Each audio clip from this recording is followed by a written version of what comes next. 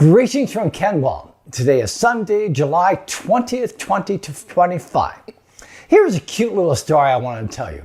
A little boy opened the big and old family Bible with fascination and looked at the old pages as he turned them. Suddenly, something fell out of the Bible and he picked it up and looked at it closely. It was an old leaf from a tree that had been pressed in between the pages. "Mommy, look what I found," the boy called out. "What have you got there, dear?" his mother asked.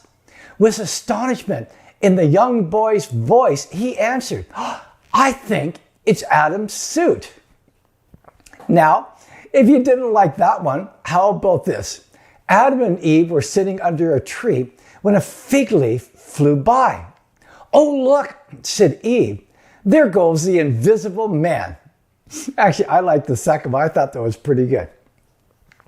So today I want to look at how nature points us to God. Romans 1 verse 20 says, "Ever since the creation of the world, his invisible nature, namely his eternal power and deity, has been clearly perceived in the things that have been made. So they are without excuse."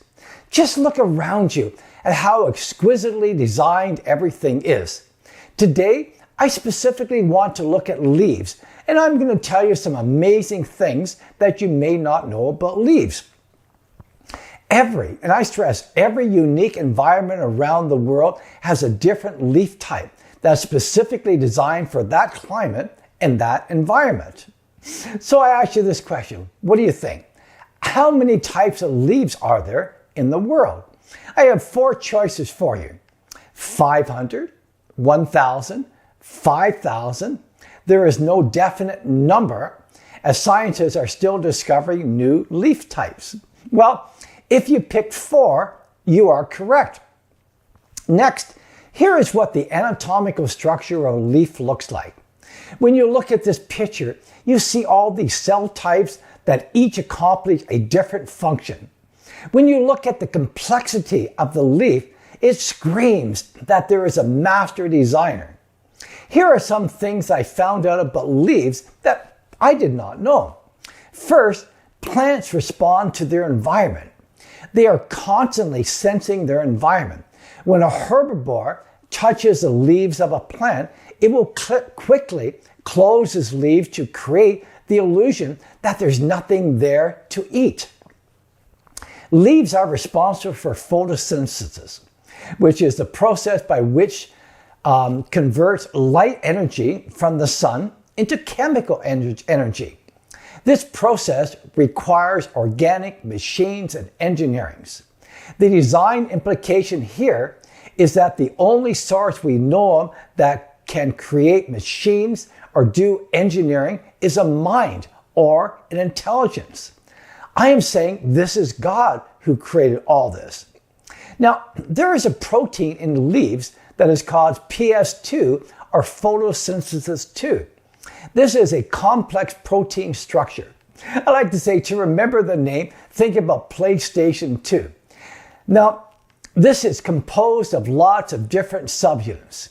It is the only enzyme in nature that has the ability to split a water molecule into hydrogen and oxygen. This little enzyme is responsible for what percentage of oxygen in the world? Is it A, 40%, B, 60% of all the oxygen produced in the world, 80%, or over 99% of all oxygen produced in the world? Now, if you chose D, you are correct. Just think how incredible this is. And without PS2, we die. Not only that, but PS2 transfers energy in billions of a second. Once again, this shows how God incredibly designed everything for life here on Earth. There are 2 choices of how leaves came to be. The first, that is God who designed the incredible complexity of the leaf. The second choice is that what evolutionists say. They say every type of cell that we see in the leaf with having a specific function was a result of random, unguided chance. What do you think? To me, it is hands down in favor of God. May the good Lord be with you until we meet again next week.